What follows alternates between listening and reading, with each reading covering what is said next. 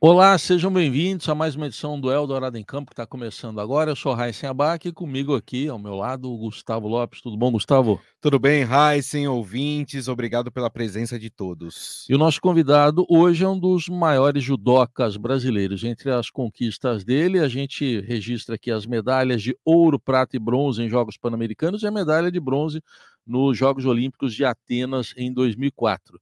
E hoje, o nosso convidado trabalha para o fomento do esporte junto a jovens carentes, através do Instituto Reação, com polos em 5 estados do país. E além de promover o desenvolvimento humano através do esporte e da educação, o Instituto também tem formado atletas de alto rendimento. Para a gente dar um exemplo, um dos exemplos é a campeã olímpica Rafaela Silva, também no judô.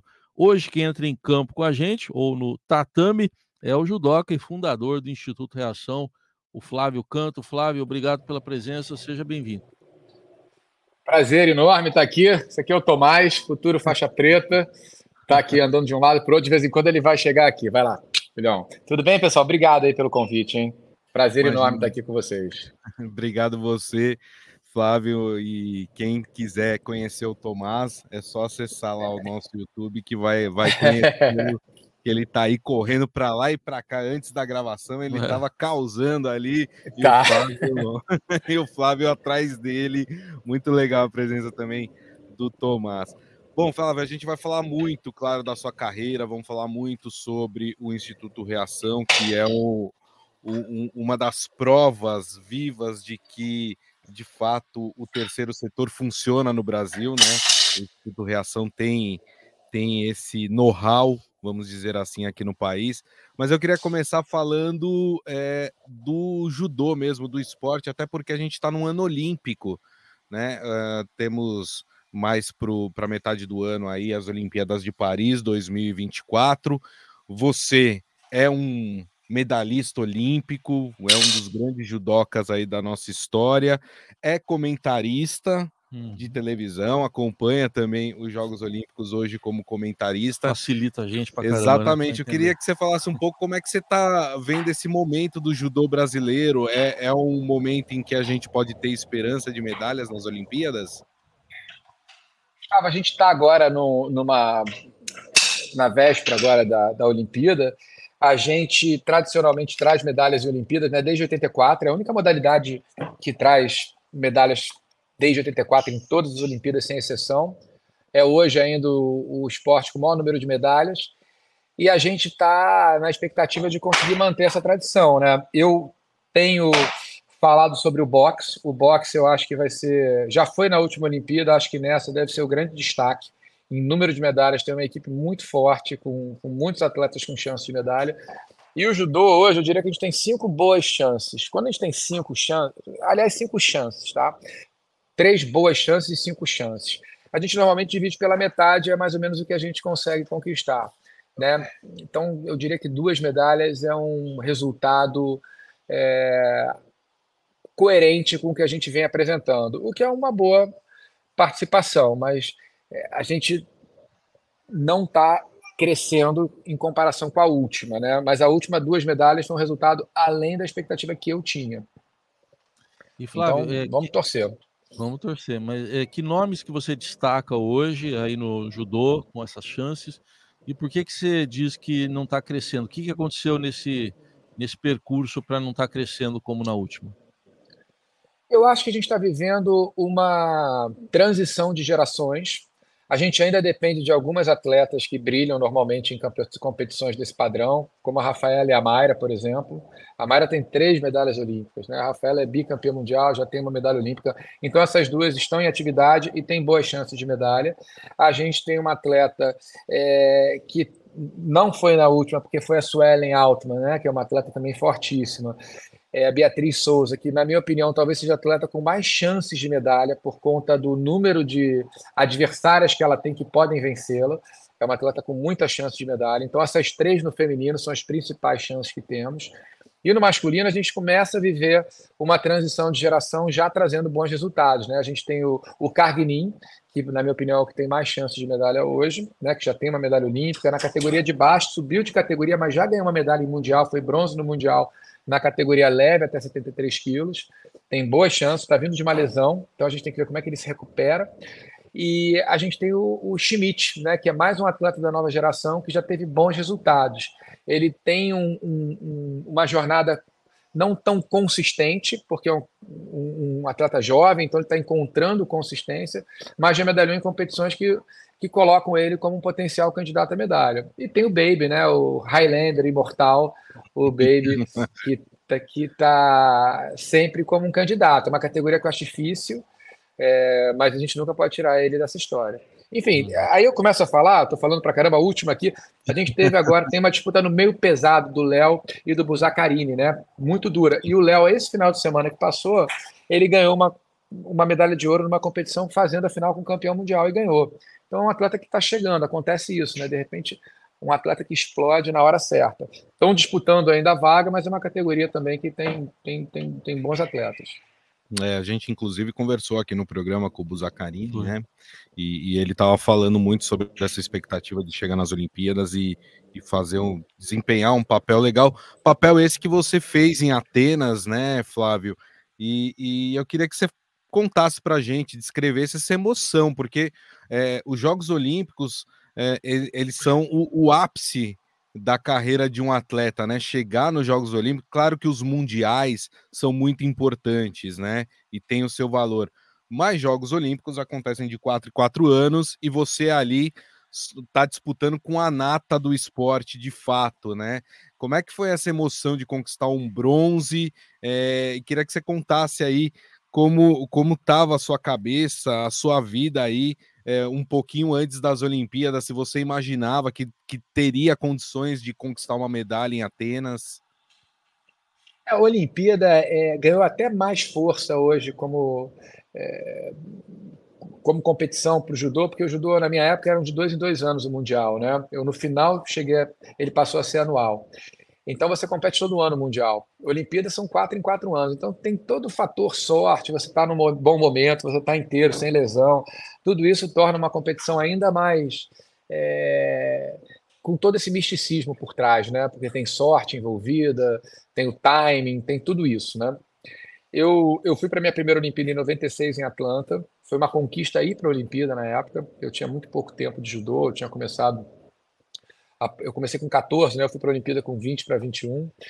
Então foi uma Olimpíada mágica, porque eu cheguei lá e lutei bem, né? Eu perdi uma antes da disputa de medalha, fiz 5 lutas.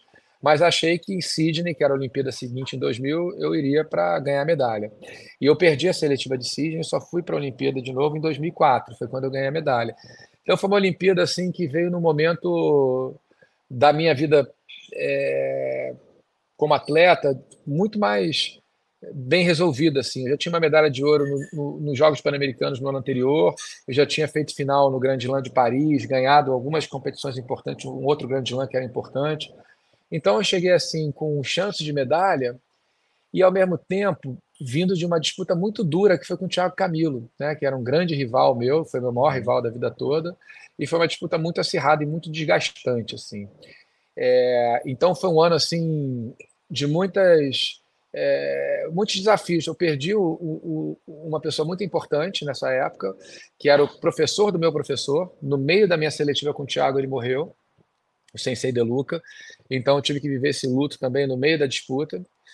E tive meu pai tendo um infarto 2 meses antes da Olimpíada. Então foi assim, se você pudesse falar como é que vai ser teu ano olímpico, eu nunca imaginei que eu fosse viver tantas emoções, sabe? Da seletiva, a morte do Sensei De Luca, o infarto do meu pai, que foi um infarto importante, ele teve que ficar, foi há 2 meses da Olimpíada, né? Ele ficou 1 mês se preparando para uma cirurgia que era de risco, e eu, de repente, percebendo que a Olimpíada não era daquele tamanho todo, né? Minha preocupação era só com meu pai. Claro. E aí eu fiz um pacto comigo de eu não vou cobrar motivação, mas eu vou focar na minha disciplina de todo dia treinar a mesma quantidade de horas que eu treinaria, com as mesmas características do treino que eu poderia fazer motivado, mas eu estava pensando no meu pai só. Então fui para a Olimpíada nessa energia, assim. Meu pai se recuperou para ir assistir a Olimpíada. Então, quando você me pergunta da Olimpíada, o que eu mais lembro é do jantar no final com meu pai, vivo, e a minha família comemorando, sabe? A Olimpíada passou a ser meio que essa celebração à vida do meu pai, sabe? Então foi muito especial assim para mim. Mas eu não me lembro da Olimpíada, eu lembro do jantar. Muito legal esse relato seu, Flávio. É uma conquista que está completando agora 20 anos, né? 2004, Pô, nem foi isso? fala. Eu sou velho 20 mesmo. anos já. E eu queria que você falasse assim, hoje, você comparando com você lá naquela época, falando de motivação, qual que é o peso do psicológico que você vê hoje e você enxergava esse peso há 20 anos já ou ainda não? Eu acho que nessa Olimpíada eu estava com 29, então eu estava 28 para 29. Eu já tinha uma maturidade assim e já tinha vivido muita coisa no esporte, né? Já tinha tido muitas lesões, recuperações, reações. Então acho que eu fui mais preparado. E uma coisa que me ajudou na Olimpíada, que eu acho que eu nunca nem falei, estou filosofando aqui agora, a gente tinha um Honorato na equipe. E o Honorato tinha ficado com a prata na Olimpíada anterior.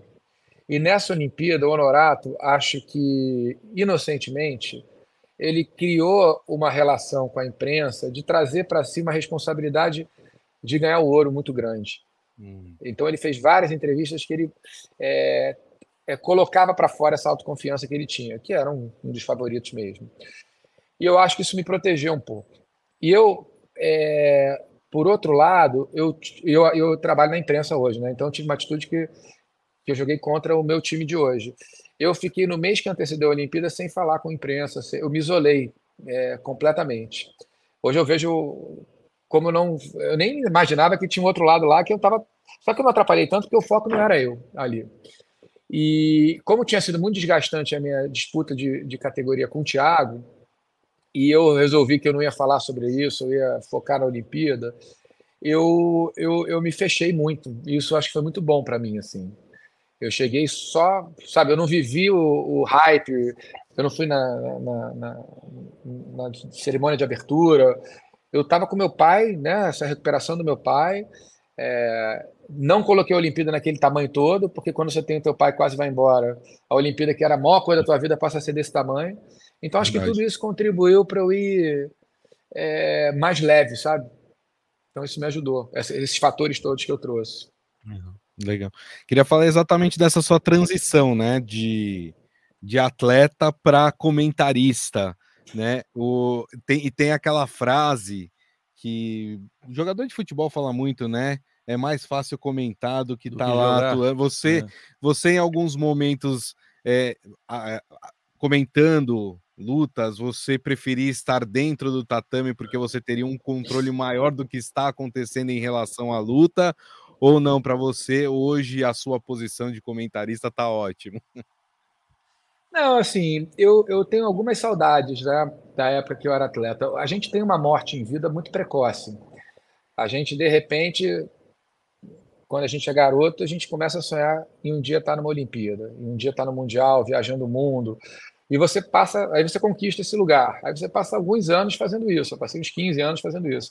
E de repente, né, o brinco, aquela lesão que demorava 3 semanas para curar, demora 3 meses. Aquela velocidade de reação que você tinha para defender um golpe começa a não acontecer e aquele atleta que você normalmente ganhava começa a te ganhar. E aí você começa a perceber, é melhor eu parar antes que mandem eu parar. Né? Isso acontece com todo atleta. E o desafio é você enfrentar esse momento com o repertório. Né? No Brasil, infelizmente, a maioria dos atletas não consegue conciliar uma boa formação acadêmica com esporte. Então sai sem repertório, faz uma transição sem repertório. E acaba tendo muita dificuldade de se reencontrar propósito, motivação, sentido, né? Depois eu tenho vários amigos da minha idade que ficam falando só do passado, não mudaram a chave, sabe?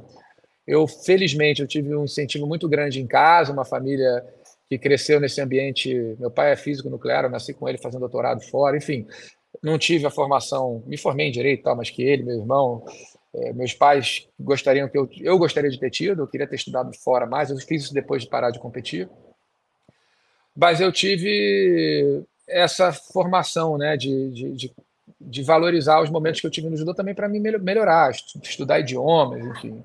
Então eu tive uma transição mais fácil, até porque tinha reação já na minha vida. E aí entra a história de convite para comentarista e apresentador, aí eu viro faixa branca de uma hora para outra. Aí ser faixa branca tem um lado muito bom, né? Que tudo é novo, né? Tudo é aprendizado. Então, eu não sofri assim na minha transição. Então, quando você me pergunta se eu tenho saudade dos bons momentos, assim, eu tenho saudade de entrar na luta, naquele corredor da morte, né? Quando você entra, não tem mais para onde correr. Eu gostava muito daquela sensação. Agora sou eu e eu aqui, sabe? De subir num pódio, mas o preço para pagar eu não consigo mais pagar, né? De treinar como eu treinava.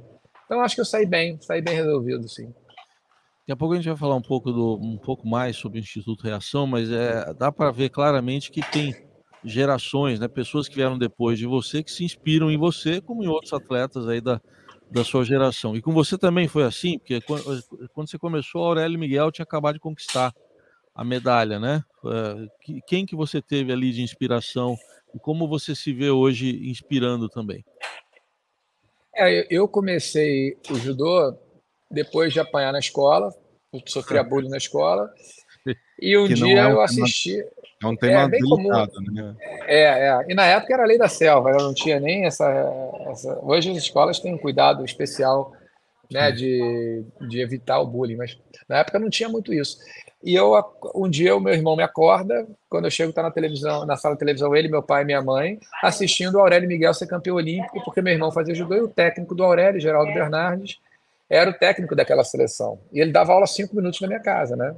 Aí eu brinco, eu vi aquilo ali e falei, pô, meu Mr. Miyagi tá ali. Eu sou o Daniel San no começo do filme, que apanha na escola, vou tentar mudar Ah, o final desse filme aqui. E aí, quando ele voltou, eu comecei a treinar com ele. E a minha primeira Olimpíada, eu tive o privilégio de chegar a tempo do Aurélio ainda como atleta. Então, eu viajo com o Aurélio para a primeira Olimpíada, aquele cara que me inspirou a começar, e o Geraldo como técnico da seleção. Então, eu tive esse prazer, né, de participar da história daqueles dois personagens ainda em atuação pela seleção.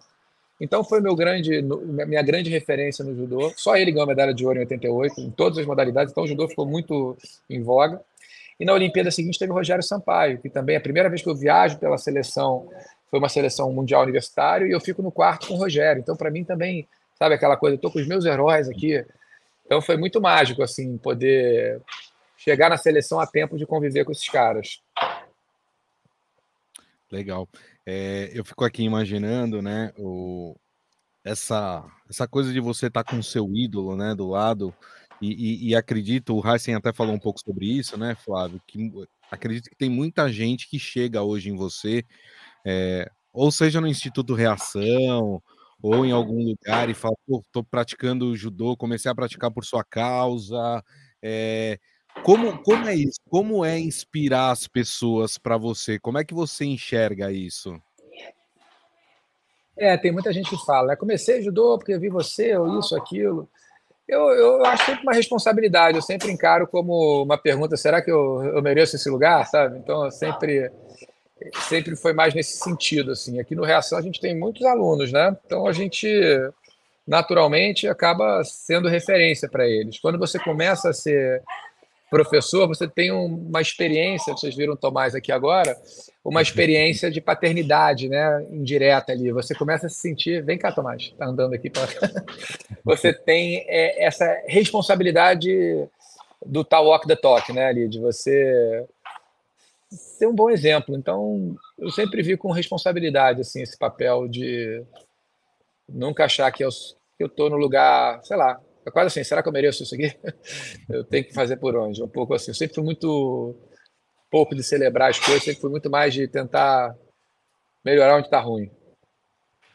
então, mas, se você tivesse sido atleta apenas entre aspas, né, porque é muita coisa, e tivesse ali aposentado, tocando sua vida como comentarista, ainda assim, acho que gente se inspiraria em você. Mas além disso, você tem o Instituto Reação aí, que você fundou, com amigos aí, com companheiros seus. Eu queria que você falasse um pouco como é que começou o Reação para a gente chegar aí nele nos dias de hoje, que não só uma fonte de inspiração, as pessoas veem você lá, mas também oferece realmente condições técnicas, né, para que os judocas se desenvolvam, os esportes se desenvolvam.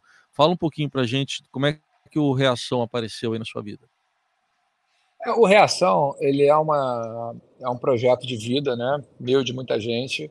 e ele acaba trazendo uma filosofia que eu tento levar para a vida, né? A gente fala que a gente forma faixas pretas dentro e fora do tatame, e a gente, quando sai do tatame, a gente leva o nosso kimono invisível para onde a gente vai. Essa história de reinvenção, né? Eu tenho essa atuação ou apresentador ou comentarista, né? Que você às vezes está sendo, às vezes não está sendo, mas agora no Olimpíada deve voltar a ser. E hoje a gente tem uma. Eu vou falar do Reação já já, mas só para. Eu estou no conselho de duas empresas, uma de petróleo e uma de eventos. Então, são atuações completamente distantes do mundo que eu imaginei lá atrás, mas eu acabo atuando muito nessa linha de cultura e gente, né? Eu acho que a empresa, independentemente de ser produto ou serviço, ela é sempre de gente, então cultura Sim. é o corporativo, é o que eu tenho tentado estudar e é onde eu gosto de atuar nesse lugar. E a gente tem uma empresa, uma startup chamada Ciclo, que hoje está 70 escolas, com contraturno, modalidades no contraturno, com currículo de habilidades socioemocionais dentro do esporte e com a educação física. Mas tudo isso, tudo que eu faço hoje, nasce dessa filosofia de vida do Reação, que conversa com esse construir, conquistar e compartilhar, né? Que é inspirado no princípio máximo do judô, que é o Jita Kyoei, que a tradução literal é benefício e prosperidade mútuos, né? Então, como é que a gente constrói uma escola que a gente forma pessoas que não olhem só para performance, mas olhem também para legado, né? Olhem o quanto eu posso conquistar e o quanto eu posso impactar. Associem conquistas a impacto gerado. O Reação começa há 24 anos, em 2000, com a ideia inicial de levar o judô e ver o que acontecia. Eu subi a Rocinha pela primeira vez sem ter muita noção da força que ele tinha e fui percebendo muito rapidamente que ele era uma revolução, né? Que a garotada melhorava muito na escola, em casa. A gente teve um episódio muito marcante que foi a morte de um aluno, que foi assassinado, e no enterro ele foi enterrado com uma camisa do Reação. Ali no começo, eu ter visto aquilo foi devastador, mas ao mesmo tempo revelador, né? Eu entendi que o que a gente tinha construído dava essa percepção de time, né? Essa linha invisível que conecta as pessoas que se sentem acolhidas, importantes, e não vão para outro lugar, não vão para o tráfico, para onde for, porque se sentem bem nesse time que a gente construiu. E ali o Reação começa a crescer como uma fábrica de gigantes, como a gente gosta de se autodenominar, né? Com repertórios múltiplos, né? Além do tatame, a gente tem o soft skills no tatame com judô e jiu-jitsu e com currículo com programa de desenvolvimento de habilidades socioemocionais e com outros programas, um programa de educação, um programa de conexão com o mercado de trabalho, o programa olímpico, que é de alto rendimento, o programa de bolsistas, o programa das mães, que é o Reação com Elas. Então, Reação é meio que uma fábrica de repertório que desenvolve esses tais potenciais, muitas vezes adormecidos, desconhecidos, subestimados, e viabiliza possibilidades que antes da gente chegar, talvez não existissem, sabe? Então, um pouco da nossa poesia aqui, da nossa cultura, da nossa magia. E a gente acaba se inspirando nela, né? Eu pelo menos, estou sempre para onde eu vou, eu tento levar essas ideias.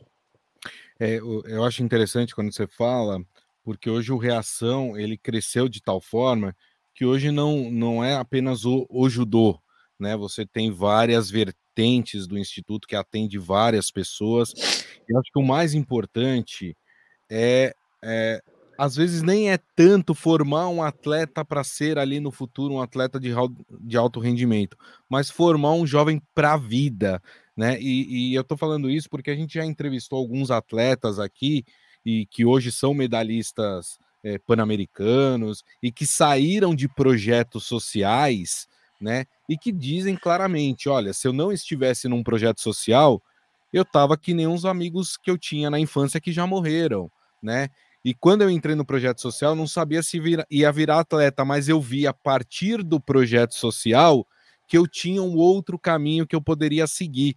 Acho que o papel social do Instituto Reação, ele é até mais importante do que, de fato, formar atletas, né, Flávio? Eu te respondo isso até com números, né? A gente tem uns 4.500 alunos, a gente tem 250 no programa de alto rendimento. Então, assim, a gente tem aproximadamente 5% do grupo entrando nesse caminho do alto rendimento. A maioria não está nesse caminho. É o caminho do faixa preta dentro e fora do tatame, que forma pessoas para a vida, né? Só que o olímpico também forma para a vida, porque uma lacuna que a gente tem no Brasil é que boa parte desses atletas que você menciona e outros que não nascem, que não vêm de projetos sociais, eles têm uma história alguns edificantes no esporte, mas não tiveram acesso a mais repertório para fazerem essa transição e passam mais da metade da vida num outro lugar e não sabem, não tem tanta força para fazer mais coisa, né? Então acho que tem uma responsabilidade dos projetos sociais de preparar para a vida, além de preparar para o esporte. E não só os projetos sociais, mas Comitê Olímpico, confederações. A gente tem atleta hoje, vou dar um exemplo aqui, a equipe bicampeã olímpica de vôlei, parece que das 12, só 4 conseguiram terminar o ensino médio. Né? Então, a gente tem que mudar, eu acho que tem um movimento tentando mudar isso, para a gente começar a usar o esporte para fortalecer essa jornada também acadêmica. Né? Nos Estados Unidos, você prepara o teu filho para ele ganhar, para ele ser um bom atleta para estudar em Harvard. Aqui se o seu filho chegar no lugar bom, ele não vai ter uma boa educação, é o contrário, né? O esporte, ele vai quanto melhor você fica no esporte, mais você se afasta de uma boa educação. Então, assim, como é que a gente... Esse é um problema sério, assim, do esporte no Brasil. Mas, voltando aqui um pouco, o Reação, ele forma pessoas para a vida, assim, e, eventualmente, atletas de alto rendimento, né? Eventualmente não, a gente tem um processo para detectar talento, a gente tem as pré-equipes em todos os polos, a gente está em 12 estados, né, em 5 estados, em 12 polos, a gente tem 160 colaboradores, tem uns 4.500 alunos e vários programas, mas o foco final é formar pessoas, gente boa e do bem, né, para a vida, né, e preparada para sonhar grande e para fazer por onde chegar nesse sonho grande.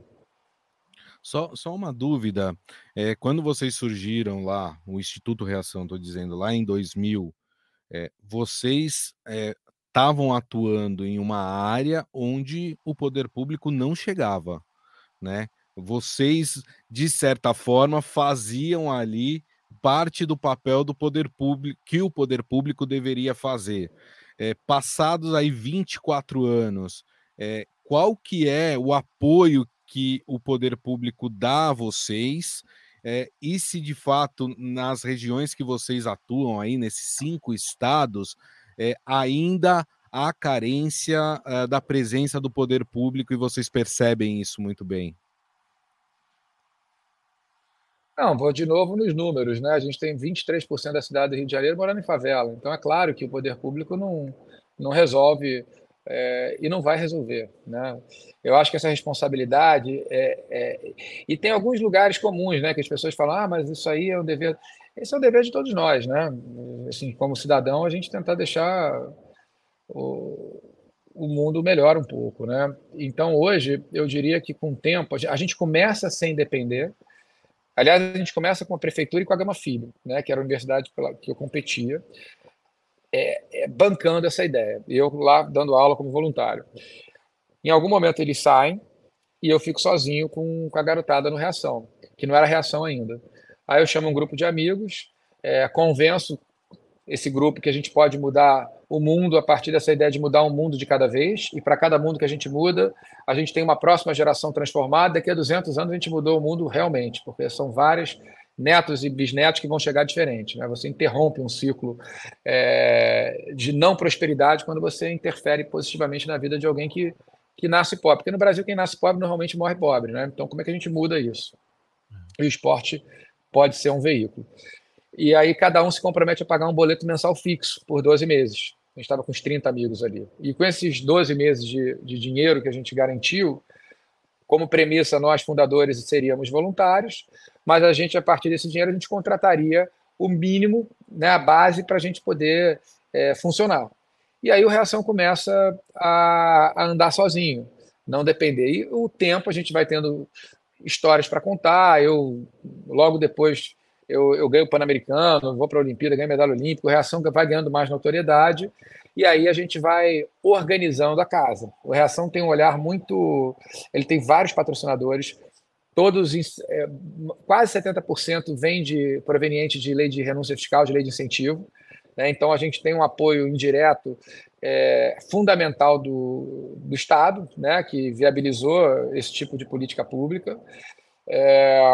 A gente tem muito suporte hoje do que está disponível. A gente sabe usar o que está disponível. E a gente tem uma reputação muito boa, porque a gente está há 24 anos nesse lugar, né? Então, nessa cultura, eu acho que é muito estratégico para a gente sermos voluntários, conselho e diretoria, porque a gente fica com uma facilidade talvez maior de, pelo menos no meu caso, né, de pedir e de trazer para o barco. E aí a gente tá aí. Eu falo para caramba, né? Desculpa aí, Gustavo Heisen, mas eu Pode estou continuar, né? falando para caramba. Vai perguntando É aí, senão ótimo te ouvir. eu vou perdendo o fio da meada aqui. Não, mas é legal porque você fala com muito, muito carinho, muita paixão por esse projeto, né? E acho que isso também nos empolga, né? Em relação ao que vocês fazem, porque de fato, se a gente for parar para pensar em termos de mundo, né? É muito raro a gente ver alguém que pega parte da sua vida para se doar aos outros, né? E é o que você faz com o Instituto Reação, com os seus outros trabalhos também, né? É doar aí parte do seu tempo em prol do outro. É muito raro a gente ver isso no mundo. Inclusive, você começou isso ainda durante a sua carreira, né? Não foi assim, vou parar com o judô, o que eu vou fazer agora da minha vida? Não, foi durante a carreira, né? Você ainda competia. E eu queria que você falasse um pouco do lado educacional, profissionalizante também, que vai além do esporte. O que vocês oferecem, qual cuidado que tem em relação a esses temas da educação e da profissionalização no Reação? Até só assim, eu quando começo a reação, eu penso assim, estou doando uma parte do meu tempo importante para. Depois você começa a perceber que você está doando tempo, tá doando tempo para você, né? Porque Sim. alguém falou, pô, você faz isso e não precisava fazer isso. Pô, se eu não precisasse, você não fazia. Eu faço por mim, né? Por acaso, tem um monte de gente junto nesse mim, né? Que representa um desenvolvimento pessoal. Eu aprendo mais do que eu ensino, eu ganho mais do que eu dou. Eu estou sempre em débito, né? A gente acha que eu acho que essa é a mudança que a gente tem depois de alguns anos nesse lugar, né, da responsabilidade social. Você começa a entender que aquilo é absolutamente necessário para você, né? Então, sem o reação, eu não sei quem eu seria. Seguramente não seria quem sou, sabe? Então, eu devo muito mais ao reação do que qualquer outra coisa. E sobre programas profissionalizantes, a gente começou a perceber que o desafio, assim, se a gente for ter um indicador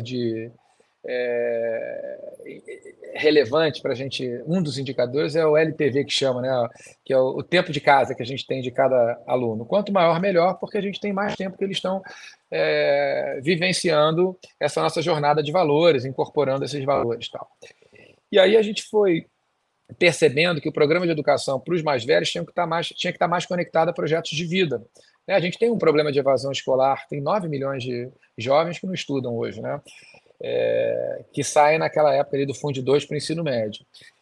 E a gente começou a perceber que a gente precisava criar mais atratividade, né, dentro do currículo nosso de arte marcial e de educação também. Então a gente começa a migrar para um programa de educação ligado a projetos de vida e para um treinamento mais ligado ao judô, ao jiu-jitsu, ao grappling, à defesa pessoal, muito mais amplo, assim.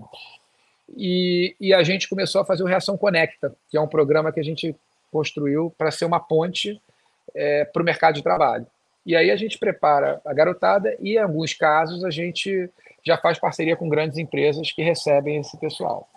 A gente teve uma primeira experiência muito rica com o pessoal do Grupo Trigo aqui, que era um programa de Sushi Man, depois Sushi Woman. Foi o começo ali, um MVP nosso. E a gente começou a fazer uns muito mais robustos. Eu estou no conselho da Prio, né? Que a antiga PetroRio, hoje é Prio, que é uma empresa de óleo e gás que atua offshore. E aí a gente fez um programa há 2 ou 3 anos, acho que 2 ou 3, que é o Reação Offshore. A gente preparou 240 com parceria com o Senai. Então a parte técnica era com eles, a parte socioemocional conosco. 4 meses de curso. E desses 240, 81 foram contratados e estão brilhando lá na Prio, né? E aí a gente foi para a segunda edição, terminamos a segunda edição e estamos na terceira. E aí a gente começou a perceber que a gente tem um baita ativo. Até brinco, um dia a gente vai cobrar para fazer isso, porque acho que é uma riqueza grande para monetizar para o Reação, que é um olhar que a gente está começando a trazer. Como é que a gente monetiza? Porque quando você coloca numa empresa uma pessoa com essas habilidades socioemocionais da resiliência, da coragem, da empatia, né, do construir, conquistar e compartilhar, você traz um valor para a empresa, uma segurança que a gente percebeu que é gigante. Esses 81 que entraram na Prio, a Prio comprou um campo em Albacora Leste, então tinha que aumentar significativamente o número de colaboradores. E era um desafio grande, né? E de repente esses 81 que entram brilhando. Então ele fala, cara, vamos fazer mais isso. E esses outros que não foram contratados estão no mercado. Então o ISD da empresa também está respaldado pelo offshore. E a gente está querendo fazer isso com mais força. A gente está conversando com alguns parceiros e preparando. Então você pega um parceiro que traga a parte técnica e a gente a parte socioemocional e entrega uma pessoa mais pronta, que tem um gap grande, né, do recrutamento ao trabalho.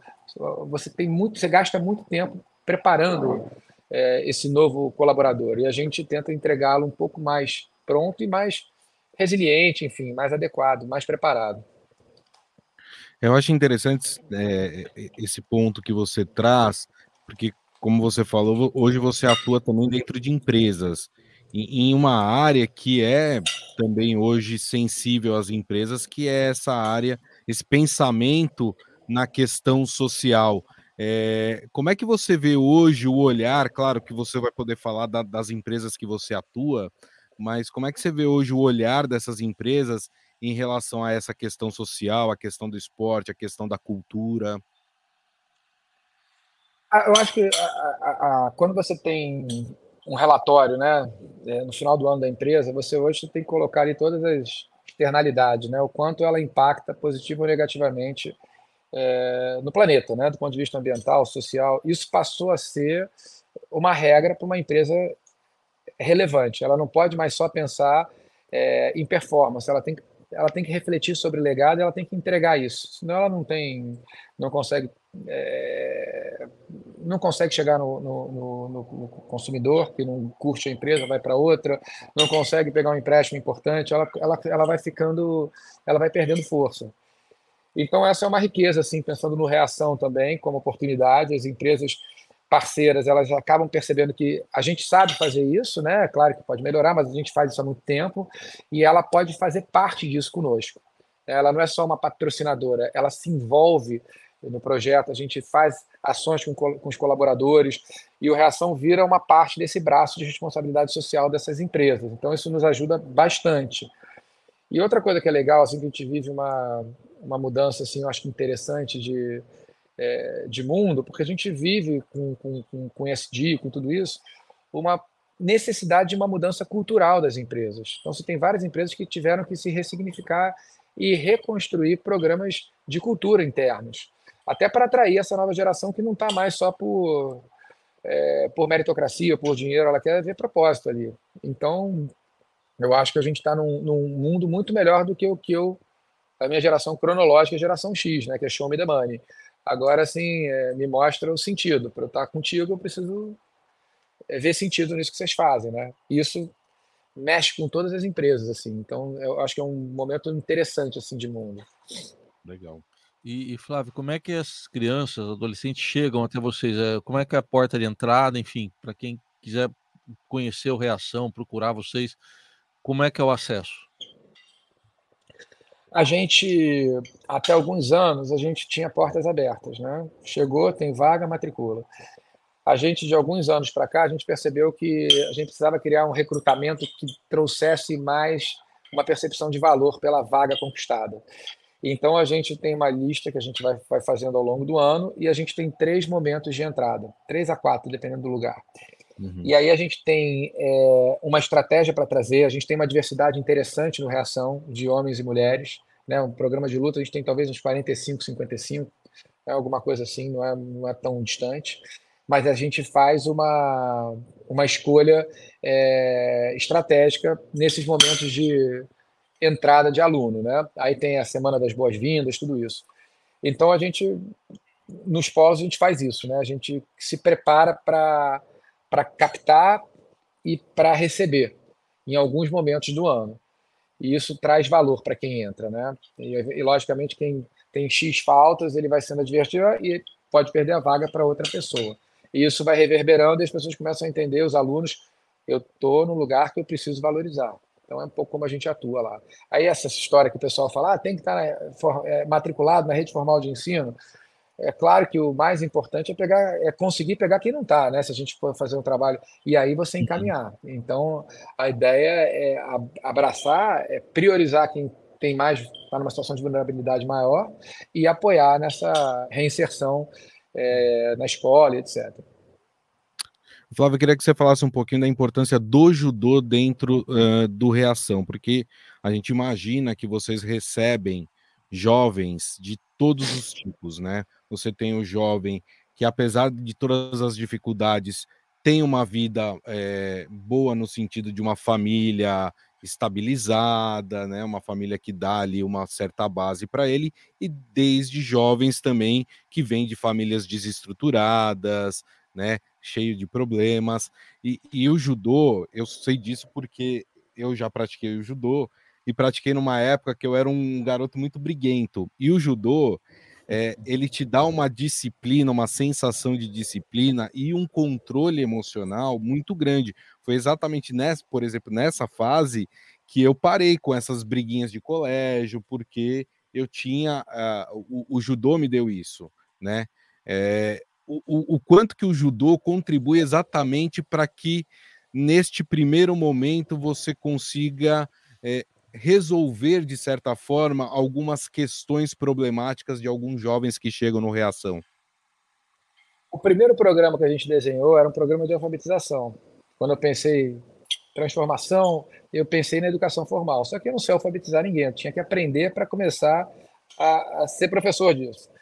E aí um belo dia eu falei, pô, por que não o judô, né? Vou tentar o judô. Na época não se falava muito em habilidades socioemocionais. Hoje é impositivo, né? Na Base Nacional Comum Curricular faz parte do currículo das escolas. Mas naquela época eu não sabia da força que tinha. Hoje eu vejo quão poderoso ele é. Inclusive para pegar os piores, né? Você pega aquela criança que briga, ele também é atraído pela luta. Então ele vai lá achando que vai ficar mais forte, ele vai bater mais ainda nos outros. E aí ele chega lá, ele treina com um garoto mais graduado, apanha, começa a perceber, opa, você trabalha humildade todos os dias. Você está sempre apanhando para alguém. Você treina o cair todo dia. Então, isso vai te preparando, né? Aí você pode voltar lá para os primórdios do judô, quando ele é fundado, né, em 1882 pelo Jigoro Kano. Era um intelectual japonês que trabalhou no Ministério da Educação, foi senador. Era um cara que via nessa modalidade que ele criou, né, no judô, judô, a tradução literal é caminho suave, né? Do é caminho.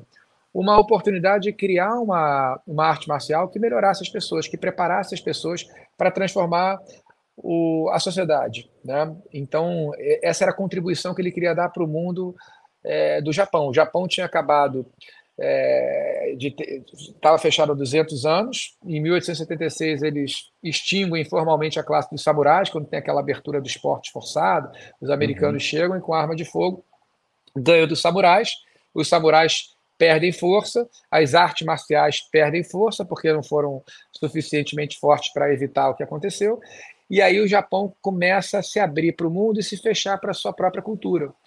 E o Jigoro Kano, ele percebe que tem uma oportunidade também, já que se abrir, vou levar o Japão para o mundo. E ele leva através do judô e de uma filosofia toda embasada, né, na evolução espiritual do praticante.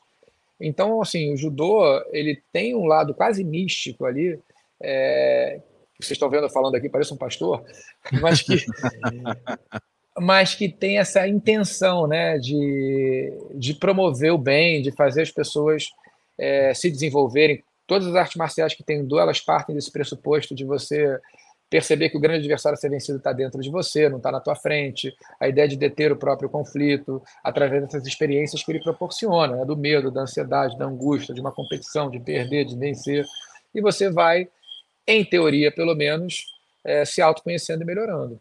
Então, acho que ele é muito, muito adequado para trabalhar com formação e com transformação. Legal. E o que o Flávio de hoje visualiza para o futuro em relação ao Instituto Reação e até os seus outros projetos aí que você desenvolve dentro de empresas? Assim, o Reação a gente tem um ano muito importante. A gente está em 12 polos. A gente, ano passado, formalmente chegou em São Paulo também. A gente está no Rio Grande do Norte, Mato Grosso, Minas Gerais e São Paulo. E esse é um ano, para mim, assim, especialmente importante. Eu estou morando do lado aqui da Rocinha, em São Conrado. Até, para mim, é muito importante para estar mais perto da sede, que é na Rocinha.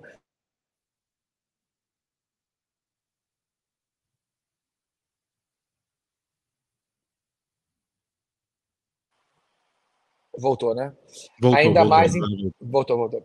E a gente vai ter uma sede imponente aqui, né? A gente brinca que vai ser a Kodokan, que é o Centro Mundial do Judô, né, lá no Japão, a Kodokan Tupiniquim. São 4 andares, são um tatame de quase 500 metros, outro de 250, salas de aula, estúdio, arena, musculação. Vai ser muito legal, assim. Então, eu acho que a gente, com essa sede, é como se fosse o nosso quartel aqui, general principal, a gente vai conseguindo estratégias para escalar o Reação com esse lugar aqui. Tem um museu, vai ter um museu lá dentro que vai contar a história do Reação, a história da Rocinha também, por uma perspectiva diferente da que os turistas normalmente conhecem, né? O pessoal vem fantasiado quase que de Indiana Jones para conhecer a Rocinha, uma coisa absurda, assim, aqueles caminhões que você vê nas savanas, coisa de maluco. Sim. E a gente tem também uma missão, acho que, de integrar mais a cidade, as cidades onde a gente está. Então, a gente já está num outro braço aqui, que é um braço de experiências, que a gente mistura rico e pobre, né? Usando esse espaço que a gente tem para promover mistura. Então, a gente já fez algumas ações nesse sentido, eu acho que a gente pode fortalecê-las. Então, para o Reação é um pouco isso, sabe? Organizar melhor a casa e preparar para um crescimento. Aí, bom, minha atuação, eu faço muita palestra, que é uma coisa maluca, mas eu faço muito nessa linha de cultura, liderança. Isso me toma muito tempo, mas eu gosto. Quase que um missionário dessa ideia do construir, conquistar e compartilhar, de levar isso para as empresas. Às vezes você vai para uma empresa que é um banco e fala, aqui a gente não fala em derrota. Eu falei, pô, então você só tem super-homem, né? Então, é trazer essa relação mais orgânica, né, com o cai e levanta, com a derrota, né? Que tem muito clara no judô, que, enfim. Então, tem essa história de palestra. O Ciclo, que é nosso projeto de esporte na escola, é um sonho também meu de propósito. A gente tem hoje 84% das crianças e 78% dos adolescentes no Brasil que não praticam atividade física como minimamente recomenda a Organização Mundial de Saúde. Então, a gente tem um problema gravíssimo que ninguém está percebendo. A educação física ela é sempre periférica, ela tem um espaço muito pouco relevante, né, nessa escala de importância das escolas. Então, a gente traz um currículo com todos esses soft skills, com o valor do esporte para toda a vida, para a educação física e para o contraturno. Então, a gente hoje está em um bom número de escolas com essa missão, para mim, até existencial, assim, de fortalecer o esporte na educação. E meu plano de empresa é meio que sem querer, assim, começou a ser, eu gosto. Eu estou hoje como conselheiro de 2 empresas e eu gosto muito de trabalhar nesse lugar, porque eu não sou um bom executivo, mas sou um bom falador, vocês estão vendo aqui, né? Então, eu sou um cara que eu penso falando. Então, quando você está num conselho de uma empresa grande, que tem braço, as suas ideias começam a ter braços para serem executados, e você começa a perceber que, caramba, aquilo ali, você fica, é muito, essa história do Reação Offshore, que é uma ideia, obviamente, de muitas pessoas, mas, de repente, você vê 240 alunos que se formaram, 81 estão trabalhando, e você fala, caramba, aquela ideia funcionou, porque eu tenho braços ali, que são empresas grandes que conseguem viabilizar esses sonhos mais... E estou numa consultoria também hoje para a Ambev, de uma coisa que vai sair daqui a pouco, super legal. Então, estou fazendo coisas diferentes, assim, mas estou amarradão. Muito legal. Muito bom, muito bom. Conversa boa é desse jeito, assim, né? Passa rápido, a gente não percebe que ela passou. E assim a gente te agradece, viu, Flávio, pela participação. A gente conversou aqui com o Flávio Canto, judoca, e eu não vou falar judoca porque eu acho que não tem. Não existe. Judoca e fundador do Instituto Reação. Muito bom conversar com você, Flávio, e até uma próxima. Obrigado a vocês. Vindo ao Rio, vai ser um prazer recebê-los aqui, Gustavo e Raíssa, aqui no Reação. A gente sobe a Rocinha, tem uma experiência interessante aqui. Só falar quando vocês vierem. Valeu. Legal, obrigado. E assim a gente encerra mais um Eldorado em Campo. Valeu, Gustavo. Até semana que vem. Valeu, Raíssa, ouvintes. Até domingo que vem. Um abraço a todos.